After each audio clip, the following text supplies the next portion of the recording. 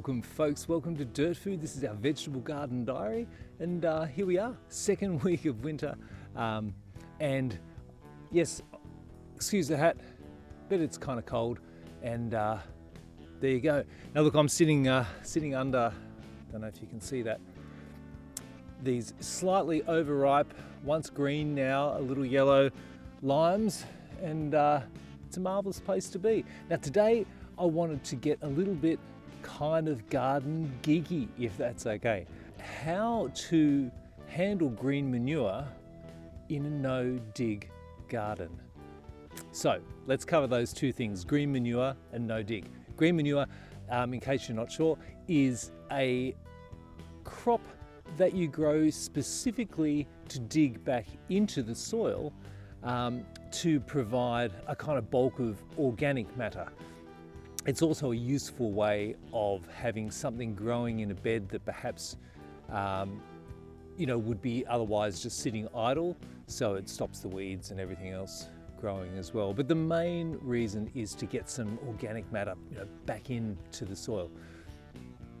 And that's all well and good. We've had huge success with that in the past, and it is a preferred method of kind of building our soil back. And as you know, we've been kind of restoring the garden from its disrepair, so it kind of needs as much attention as we can give it, the soil.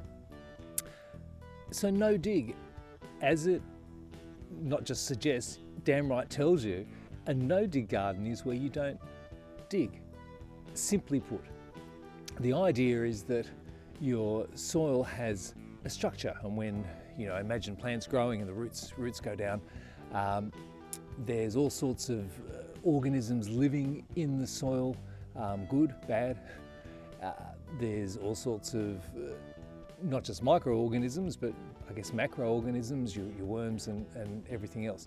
You imagine pulling a plant out, and the roots come with it, and the little spaces that those roots occupy down through the soil all close in, and all the little small structures around and all the organisms that are feeding and that little micro ecosystem around the roots is pretty much destroyed.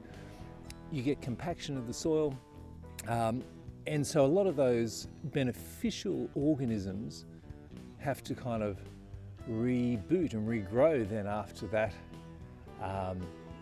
that disturbance, and then digging it over, of course, just compounds it all again. So the idea with no dig is that you simply don't dig it, and you try and preserve that structure of the soil as much as you can.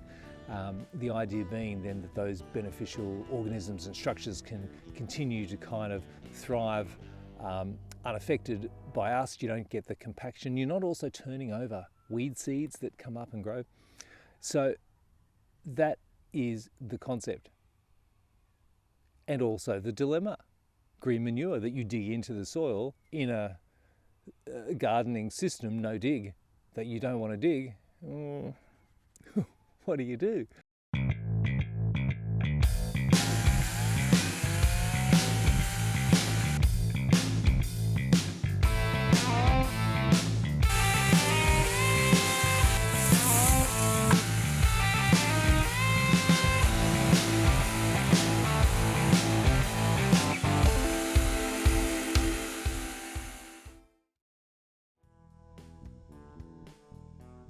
Firstly, our approach in this no-dig environment is in fact to just cut and leave it.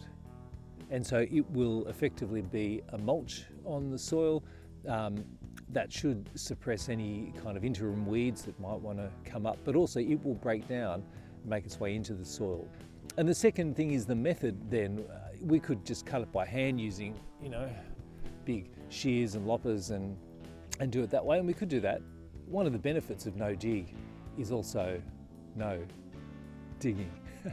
So anyhow, I used a grass cutting blade on my brush cutter, but basically this is for those of you that are contemplating a no dig garden, or perhaps working in a no dig garden and thinking that perhaps green manure then is a technique that might just not be suitable, I'm thinking that the two can coexist. So we'll see how it goes, but anyhow, thanks for watching. Now, please, if you like this, subscribe. That's a great thing to do, and also share it. That's a fantastic thing. If there's people that you know that you think might be interested, then share it. That'd be fantastic. Anyhow, we will catch you next time, and we've got some limes to juice and all sorts of stuff. Catch you next time. See ya.